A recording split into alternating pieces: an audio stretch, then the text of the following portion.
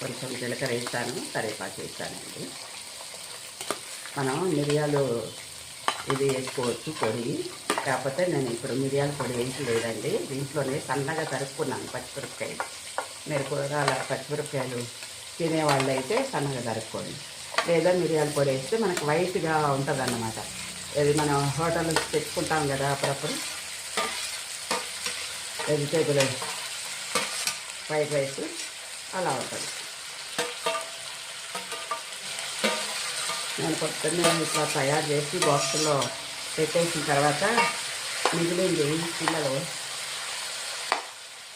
మళ్ళీ రాత్రికి అవసరమైతే అడుగుతారండి అప్పుడప్పుడు. అడిగితే వేయవలసి వచ్చేది అలా.